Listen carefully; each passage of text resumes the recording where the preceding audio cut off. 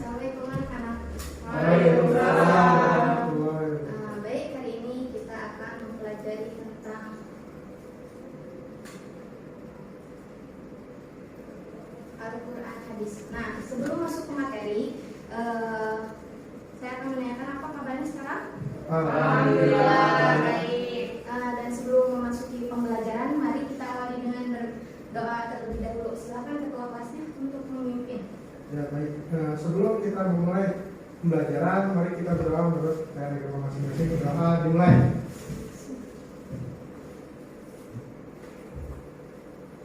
Berdoa selesai. Nah, alhamdulillah. Rabbi shrah li sadri wa yassir li amri wahlul 'uqdatam min lisani yafqahu qawli. Amma ba'd. Nah, sekarang kan materi pembelajaran itu Al-Quran hadis, yaitu judulnya itu Al-Quran Kitabku. Apa itu Al-Quran? Ada yang tahu? Siapa yang tahu Al-Quran itu apa? Nah, Al-Quran itu kitab yang Allah turunkan kepada Nabi Muhammad SAW melalui malaikat Jibril. Dari materi Al-Quran Kitabku ini ada beberapa materi yang akan kita pelajari.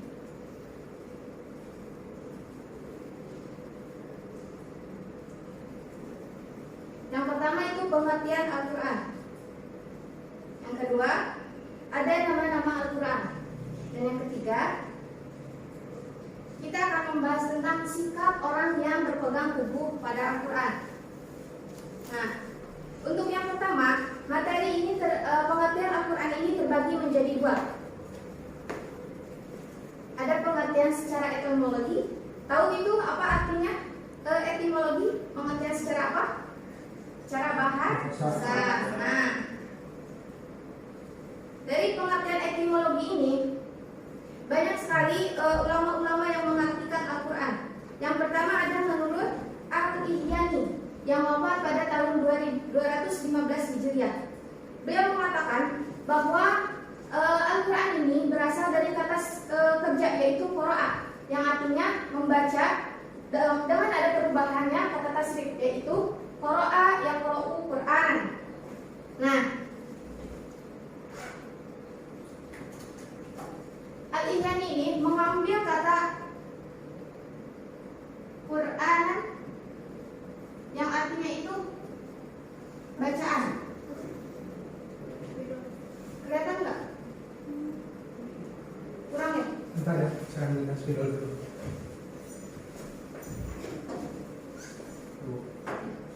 Masih. Ini untuk saya lupa tadi bagikan ya.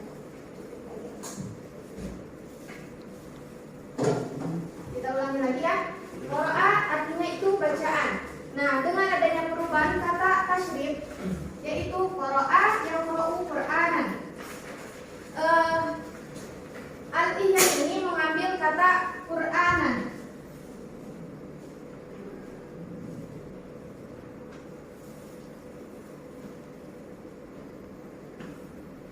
Yang artinya itu bacaan.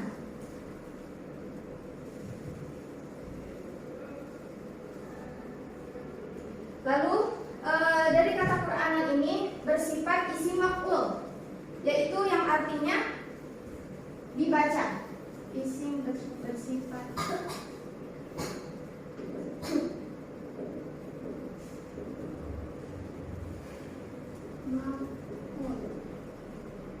artinya dibaca. Ada yang tahu mengapa Al-Ihyani mengambil kata Qur'anan yang artinya dibaca? Coba dijelaskan. Ada yang tahu?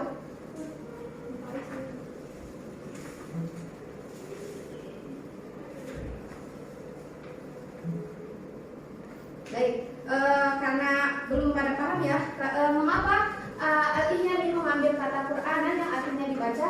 Karena Al-Quran ini harus senantiasa dibaca oleh umat Islam yang diturunkan kepada Nabi Muhammad SAW, di mana ada juga penjelasannya dari Quran surat Al-Qiyamah. Quran surat Al-Qiyamah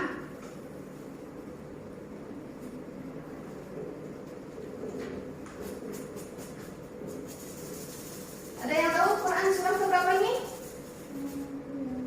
Surah ke-17 dan 18. Bukan, itu ayatnya. Surah ke-75 ayat 17 sampai 18 yang berbunyi inna alaina jam'ahu wa qur'an fa idza qara'nahu fattabi Quran.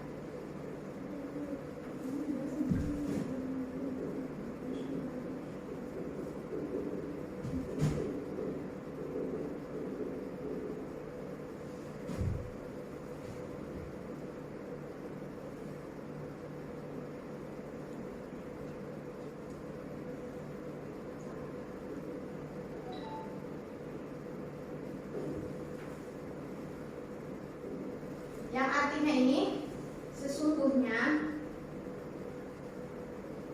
artinya dijelaskan aja ya.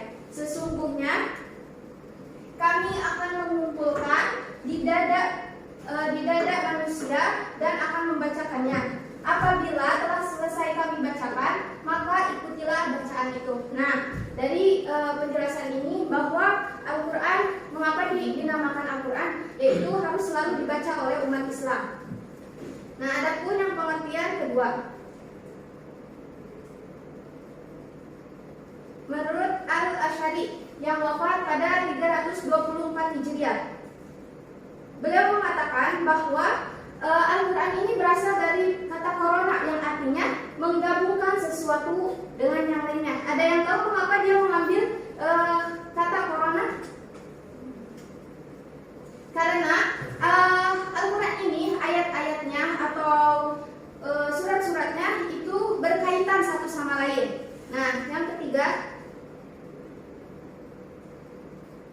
ada menurut Al-Faraq yang wafat pada tahun 207 Hijriah, bahwa beliau mengatakan Al-Quran ini berasal dari lafaz qaraina yang merupakan bentuk jama dari qaraina yang berarti petunjuk atau indikator. Ada yang tahu mengapa dinamakan indikator atau dinamakan qaraina? Ya, saya tahu. Apa? Petunjuk bagi umat muslim. Ya, betul. Terus dan yang keempat, ada menurut Az-Zaid yang wafat pada tahun 331 Hijriah.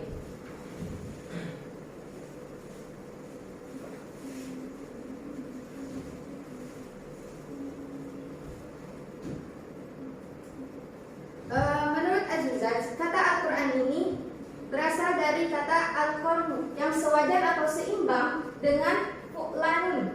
Fu'lanun yang memiliki arti kumpulan. Coba siapa yang tahu mengapa Az-Zaid mengambil kata al-qar'u? Ada yang tahu? Fika.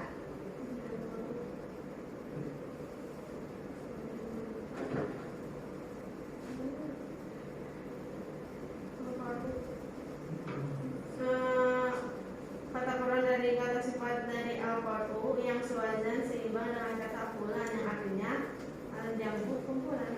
Iya, mengapa? Ada yang tahu? Karena Al-Quran ini sekumpulan dari ayat-ayat dan surat-surat yang ada di dalamnya. Nah, selanjutnya ada yang kelima menurut Asy-Syafi'i yang wafat pada tahun 204 Hijriah. Maaf.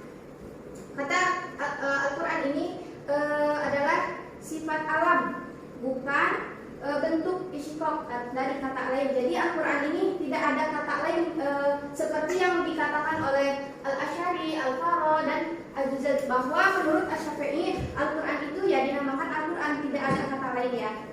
Nah, setelah pengertian secara etimologi, mungkin ada yang ingin ditanyakan sebelum kita lanjut?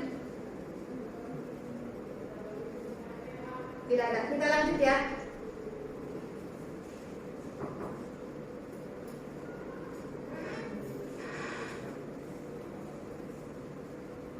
Baik, kita lanjut, yaitu pengertian Al-Quran secara terminologi menurut para ahli. Menurut Syekh Muhammad Hudaybi, yang terdapat dalam kitab Tarikh At-Tashri' Al-Islam bahwa Al-Quran itu adalah Al-Quran wal lafzul arabiyyun munazzalu ala Muhammad sallallahu alaihi wasallam litadabburi wa tadhkuril manqulu mutawatiran wa huwa ma dafataini mabdu'u bis suratil Fatihah wal maktumu bis suratin Nas. Ada yang tahu ini artinya apa? Sok tunjuk tangan yang tahu. Coba. Ya. Ya, artinya itu Al-Quran ialah lafaz atau firman Allah Subhanahu wa Ta'ala yang berbahasa Arab yang diturunkan kepada Nabi Muhammad SAW untuk dipahami isinya dan selalu diingat yang disampaikan dengan cara mutawatir yang ditulis dalam mushaf yang dimulai dengan surat Al-Fatihah dan diakhiri dengan surat An-Nas. Ya, benar. Bahwa Al-Quran ini berasal dari bahasa Arab yang diturunkan kepada Nabi Muhammad SAW untuk dipahami isinya dan selalu diingat yang disampaikan dengan cara mutawatir, yaitu berangsur-angsur ya. Nah, yang ditulis dalam mushaf yang dimulai dengan surat Al-Fatihah dan diakhiri surat An-Nas. Terus ada yang menurut Subhi Sholih. Coba tolong bacakan. Menurut Subhi Sholih. Bismillahirrahmanirrahim.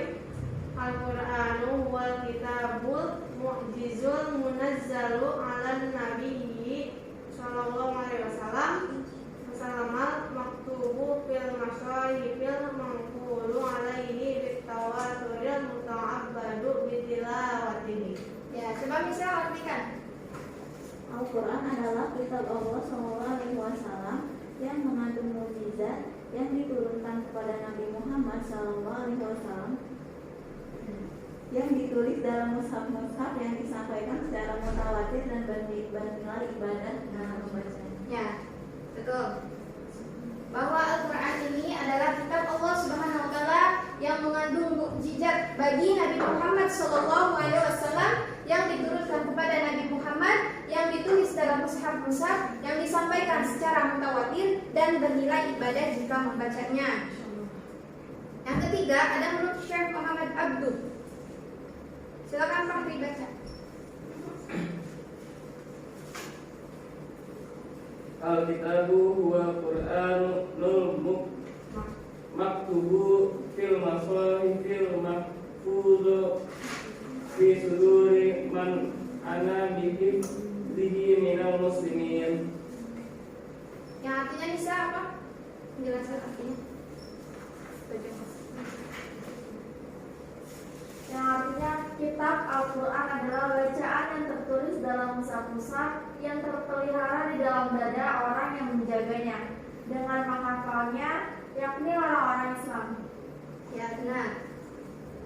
Bahwa menurut Syekh Muhammad Abduh, kitab Al-Quran adalah bacaan yang tertulis dalam mushaf-mushaf yang terpelihara di dalam dada orang yang menjaganya, yaitu orang yang selalu menghafalnya, yakni orang-orang Islam.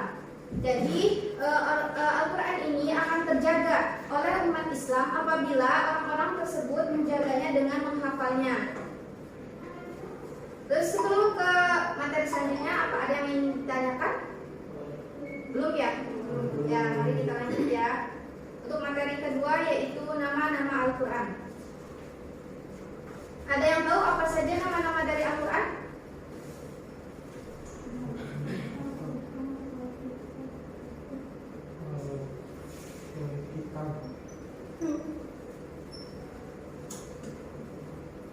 Ya, sebelum kita jelasin dulu ya.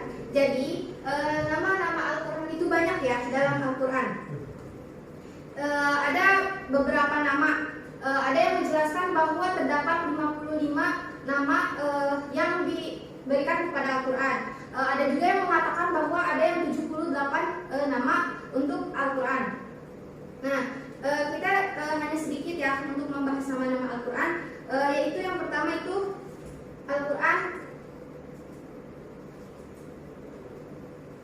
Al-Quran itu sendiri ya, nama Al-Quran itu sendiri. Jadi nama Al-Quran ini yang paling populer di mana umat Islam yang sering menggunakannya ya. Bahwa Al-Quran ini yang sudah tadi dijelaskan, artinya itu bacaan atau yang dibaca. Nah, adapun ayat yang menjelaskan tentang nama Al-Quran ini yang terdapat dalam Quran surah Al-Baqarah surah kedua ayat 185 yang berbunyi Bismillahirrahmanirrahim Syahrul Ramadan alladzi unzila fihi al-Quran hudan linnas wa bayyinatin minal huda wal furqan, yang artinya bulan Ramadan adalah bulan yang di dalamnya diturunkan Al-Quran sebagai petunjuk bagi manusia dan penjelasan mengenai petunjuk itu dan pembeda antara yang benar dan yang batil. Selain dari ayat Al-Baqarah juga ada juga ayat Al-A'raf, Quran surat Al-A'raf surat ke-7 ayat 204 yang berbunyi Bismillahirrahmanirrahim wa idza quri'al qur'anu fastami'u lahu wa ansitu la'allakum turhamun, yang artinya dan apabila dibacakan Al-Quran maka dengarkanlah dan diamalkan agar kamu mendapat rahmat. Terus yang ketiga ini ada Quran surat Taha, coba tolong dibacakan. A'udzu billahi minasy syaithanir rajim. Bismillahirrahmanirrahim. Ma anzalna 'alaikal Qur'ana litashqa. Yang artinya Artinya itu kami tidak menurunkan Al-Quran ini kepadamu Muhammad agar engkau menjadi susah. ya. Selain ayat-ayat Al-Quran yang tadi saya sebutkan, ada juga terdapat dalam Quran surah Yunus surah ke-10 ayat 37. Nah, yang kedua, nama Al-Quran juga dinamakan dengan Al-Furqan, yang artinya pembeda, yang terdapat dalam Quran surah Al-Furqan ayat 1. Sok mangga dibacakan nanti. Bismillahirrahmanirrahim. Tabarakalladzi nazzala al-Furqana 'ala 'abdihi liyakuna lil 'alamin nadhira. Ya, sudah pokok tadi. Kenapa Al-Quran dinamakan Al-Furqan? Karena Al-Quran ini adalah pembeda dari hak yang benar dan yang batil. Terus yang ketiga ada Alkitab. Tahu itu artinya Alkitab apa?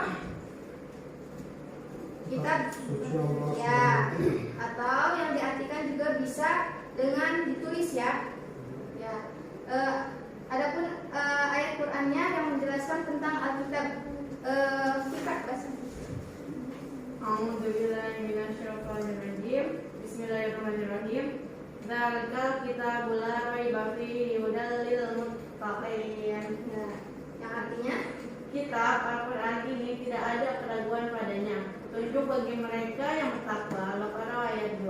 Nah, selain dari Quran surah Al-Baqarah juga Alkitab ini ada penjelasannya yang ada dalam Quran surah Al-Imran surah ketiga ayat 3 yang berbunyi Bismillahirrahmanirrahim nazzala 'alaikal kitaba bil haqqi musaddiqan lima baina yadayhi wa anzala at-taurata wal injil, yang artinya dia menurunkan kitab Al-Quran kepada Muhammad yang mengandung kebenaran kitab-kitab sebelumnya dan menurunkan Taurat dan Injil. Jadi Al-Quran ini adalah pelengkap dari kitab-kitab sebelumnya.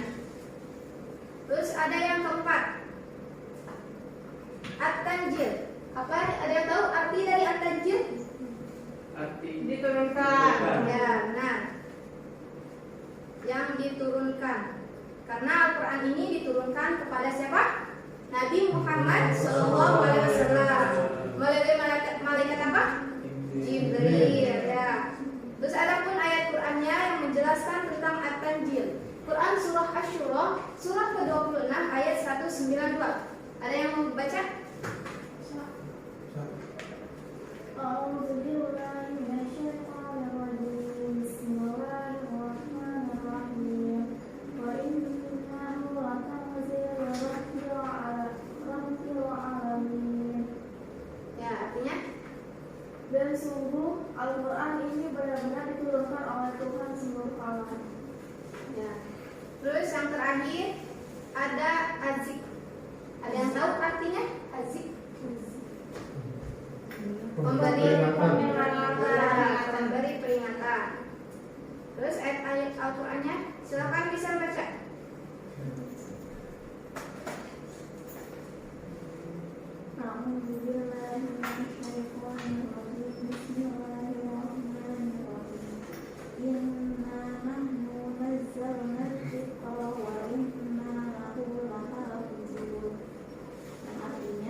Sesungguhnya kamilah yang menurunkan Al-Quran dan pasti kami pula yang memeliharanya.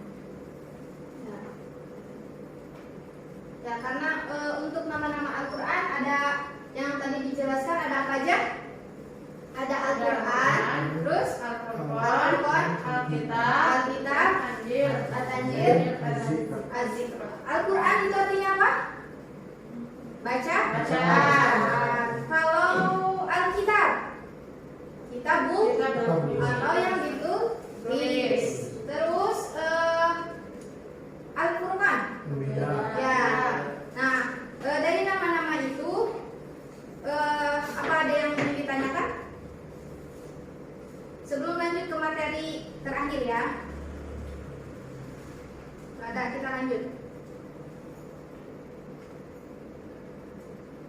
Yang ketiga, sikap orang yang berpegang teguh pada Al-Quran. Ada yang tahu apa aja sikap yang orang yang berpegang teguh pada Al-Quran? Memiliki sikap yang jujur. Apa? Seperti apa sikap jujur itu? Kalau mengajar orang tidak menyontek. Ya, apalagi? Dan itu saja. Lanjut, apa lagi? Nah, ya tadi benar yang dikatakan Michelle bahwa sikap orang yang berpegang teguh pada Al-Quran itu memiliki sikap yang jujur, di mana orang yang berpegang teguh akan selalu mengatakan kebenaran ya, tidak berdusta akan kebenaran. Terus jalan hidupnya juga akan terus mengikuti Al-Quran itu. Yang kedua, memiliki budi pekerti yang baik, akhlak yang baik ya. Yang ketiga, selalu melaksanakan perintah Allah. Apa saja itu perintah Allah yang terdapat dalam Al-Quran?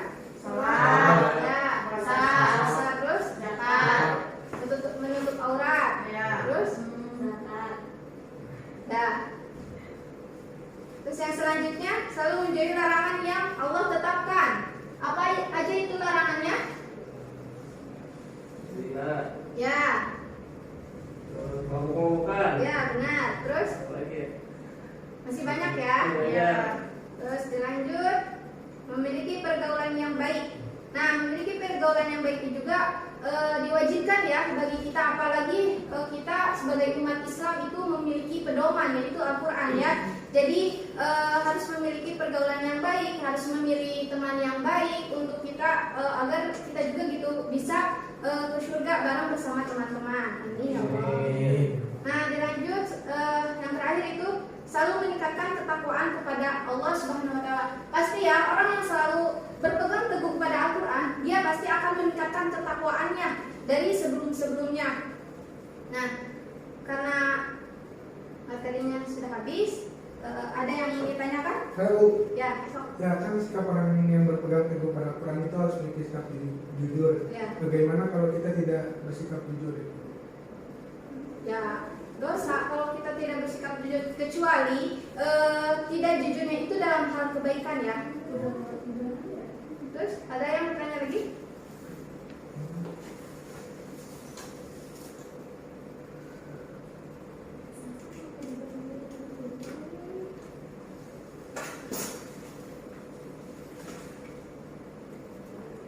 Coba kita pembagian kelompok ya. Kan ini udah pas berlaki-laki 2 orang, perempuan 3 orang aja ya. Jadi dibagi-bagi. Nah, untuk kelompoknya itu kelompok pertama menjelaskan tentang pengertian secara etimologi. Untuk kelompok pertama itu laki-laki dan kelompok kedua itu perempuan ya. Apa aja itu pengertian Al-Quran secara etimologi? Ya, saya dulu deh. Ya, Ya, silakan. satu menurut yang wafat pada 215 Hijriah. Al-Quran itu berarti qira'a yang artinya membaca dengan perubahan bentuk kata tasrif qira'a yaqra'u Qur'anan. Dari tasrif tersebut kata Qur'anan artinya bacaan yang bermakna isim maf'ul maqru, artinya yang dibaca seperti yang terdapat dalam Al-Quran surat Qiyamah ayat 17 dan 18. Bismillahirrahmanirrahim. Inna alaina jam'ahu wa qur'anah fa idza qur'anahu fatabi' Qur'an. Yang kedua menurut Al-Asy'ari yang wafat 324 Hijriah, kata Al-Quran berasal dari lafaz Quran yang berarti menggabungkan sesuatu dengan yang lain. Yang ketiga menurut Al-Faruq yang wafat pada 207 Hijriah, kata Quran berasal dari lafaz Qurainun merupakan bentuk jamak dari Qurainah yang berarti petunjuk atau indikator. Jadi balik. Menurut Asy-Syafi'i yang wafat pada tahun 204 Hijriah, kata Al-Quran adalah isim alam, bukan kata bentukan istiqoh dari kata apapun dan sejak awal memang digunakan sebagai nama khusus dari kitab suci yang diturunkan Allah Subhanahu wa taala. Ya, terus yang kelompok 2 pengertian Al-Quran secara etimologi.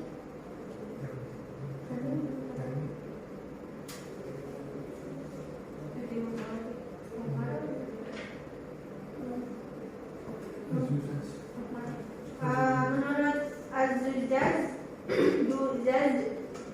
kata Quran itu kata sifat dari Al-Qur'u yang suwazan seimbang dengan kata fulanun yang artinya al-jam'u kumpulan. Ya.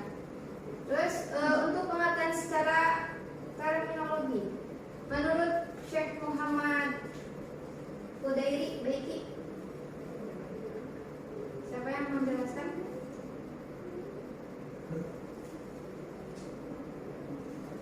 Menurut Syekh Muhammad Hudairi Baiti itu Al-Quran ialah lafaz firman Allah SWT yang berbahasa Arab yang diturunkan kepada Muhammad SAW untuk dipahami isinya dan selalu diingat, yang disampaikan dengan secara mutawatir, yang ditulis dalam mushaf, yang dimulai dengan surat Al-Fatihah dan diakhiri dengan surat Al-Nas. Ya.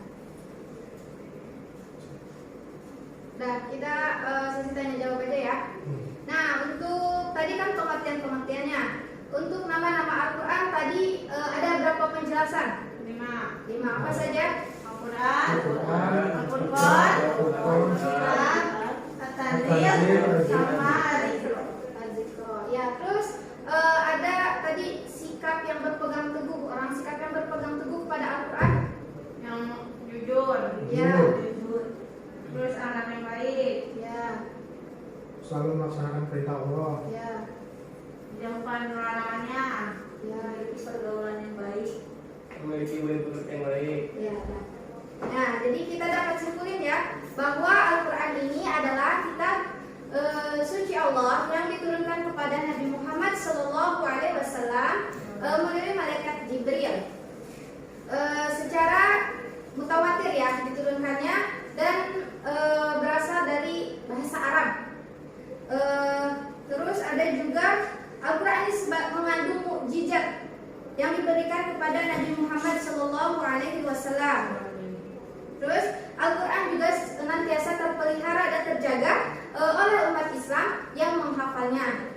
Mungkin karena materinya sudah cukup, Ibu akan absen dulu ya pada teman-teman. Siapa aja yang tidak hadir? Hadir semua ya? Alhamdulillah. Nah, untuk tugas selanjutnya yaitu nanti kalian kerjakan halaman 15 ya, yaitu PG dari 1 sampai 10. Mungkin karena sudah selesai ini, silakan tutup doa dulu. Ya, baik, sebelum kita selesai ini, marilah kita berdoa. Berdoa dimulai. Berdoa selesai. Terima kasih atas perhatiannya. Wassalamualaikum warahmatullahi wabarakatuh. Waalaikumsalam.